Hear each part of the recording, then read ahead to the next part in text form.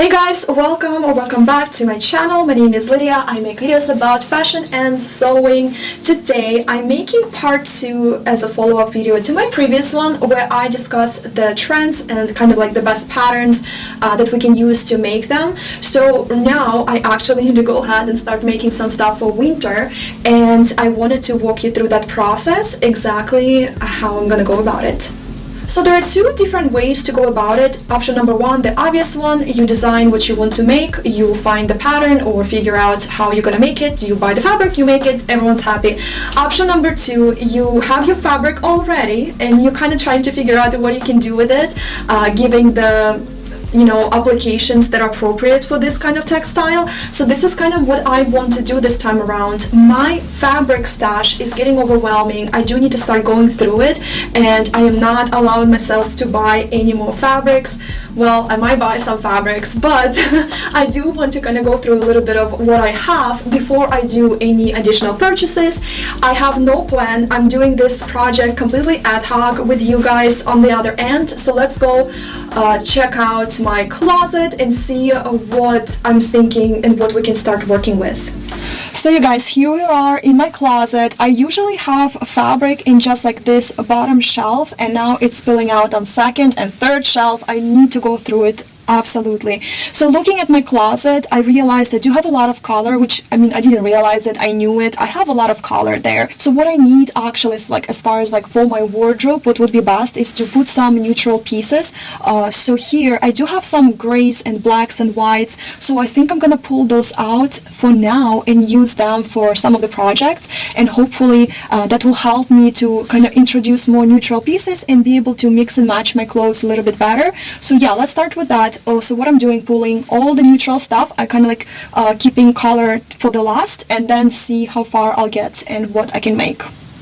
So here's what we have, you guys. It's a pretty decent mix of completely different fabrics. Like I have like silks, thinnest silks, kind of like suiting woven fabrics, to jerseys, thinnest jersey, to like a thicker fleece sweatshirts types of jersey, to even like a wool fabric for more like an outerwear piece. So what I'm noticing right away, pulling them all out and laying them together, is that the colors are quite mismatching. And this is kind of like a mistake on my part. When I'm purchasing fabrics, I don't take other fabrics into consideration or my clothing. Like for example, I have like 3 variations of gray fabrics, like light gray, some normal medium gray, another gray, another gray. And the thing is, they all completely different tones. They don't really work. Some of them work together, some of them don't. So I have to like actually I guess like pair the colors that would look really nice together as I'm wearing them, and separate the ones that don't look good together. So that way, when I'm coming up with idea for garments for a specific piece of fabric, I'm taking it into the account what else I'm going to be wearing it with out of this pile. So I actually have sort of like a mini capsule collection in a way, so they all work together nicely. If I'm just going to be taking one fabric at a time out of my closet, kind of like deciding what I'm going to make with it, I might end up with tops and bottoms that don't work well together. So yeah, I'll utilize my pin board. I haven't touched that thing in a long time, so it's a good place to use it for, so I can stay on track, plan specific garments, and make sure these garments work together with the colors I have.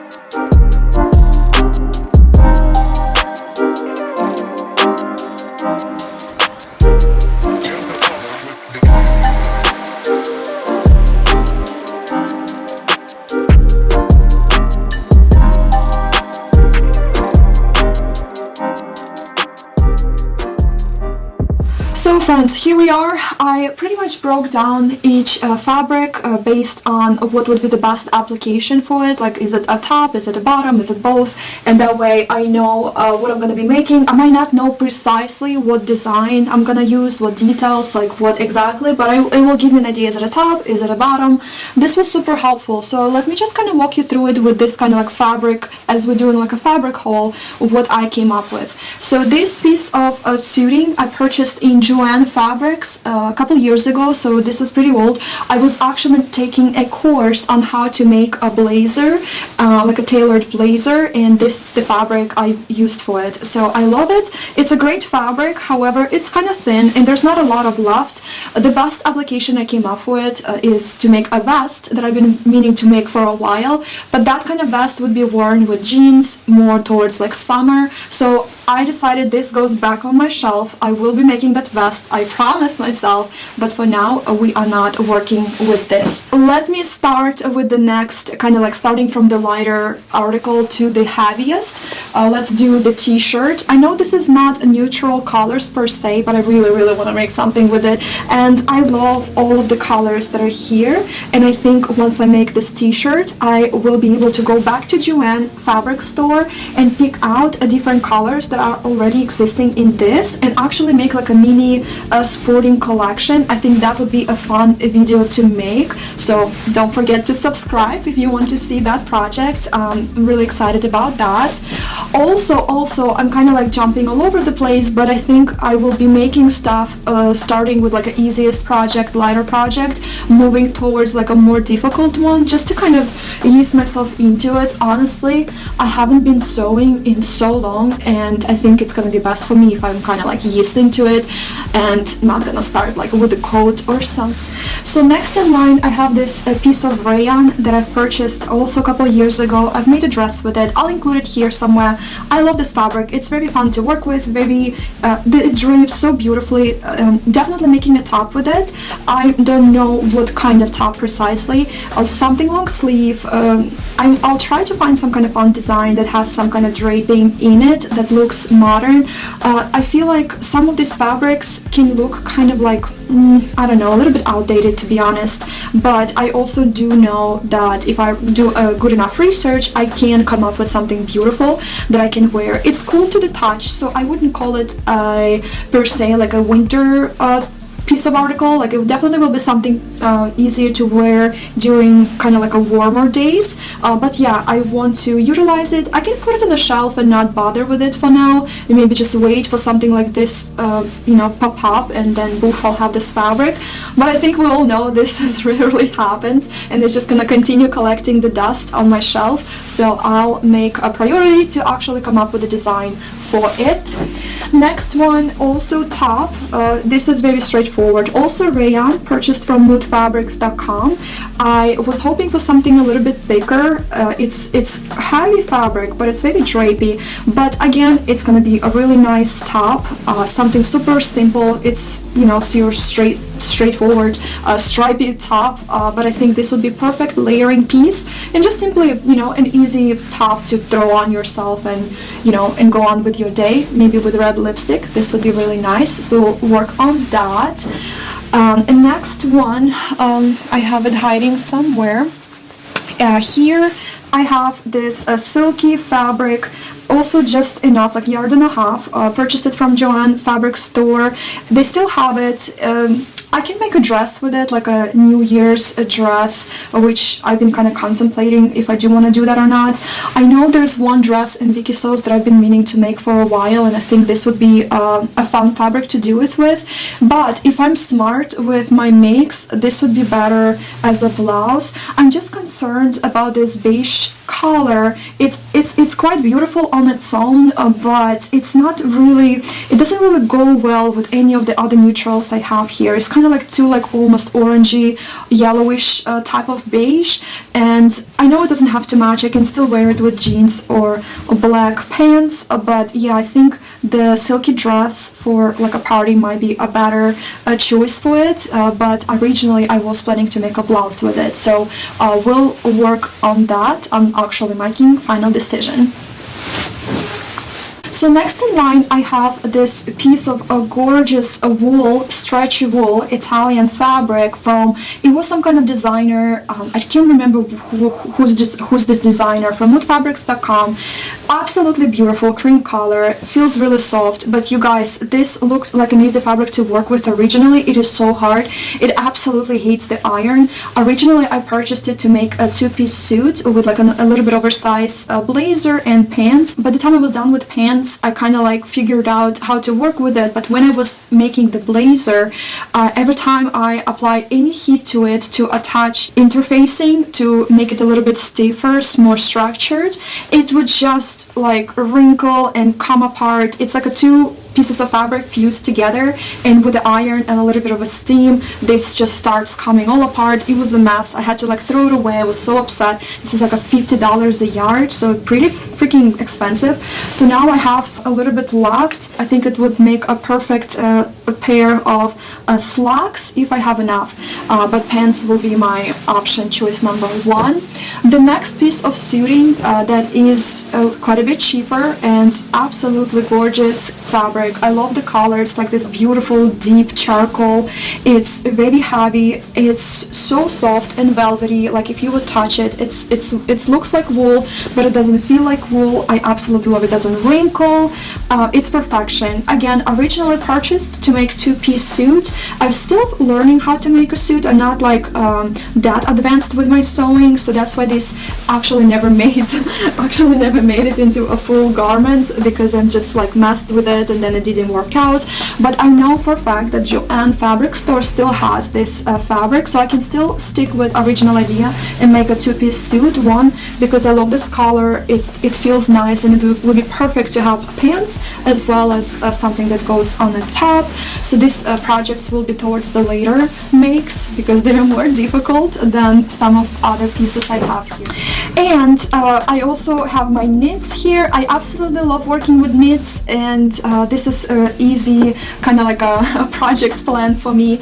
I purchased this recently in my last visit to Joann fabric store. I couldn't walk by it. It's like kind of like, it has this like a beautiful texture and pattern. I'm planning to make that oversized vest that I talked about in my previous video, and I'm hoping I'll have enough for a longer skirt too. So it's gonna be skirt and a vest, and that way I can wear them together or separately, and I think that's gonna be super beautiful. This fabric is so soft and so nice. I would probably go back. They had some in navy and black. I'm not too crazy about black, but navy looked really nice as well, so I might actually consider getting more of this. But let's not jump ahead of ourselves. Let's let's work through this pile first. We'll see. Next to knits, I actually ordered all the way from Ukraine. I ordered fabric from Ukraine in the past. It takes a little bit too long to get here, but they do have such a great selection of any kind of like a brushed fleece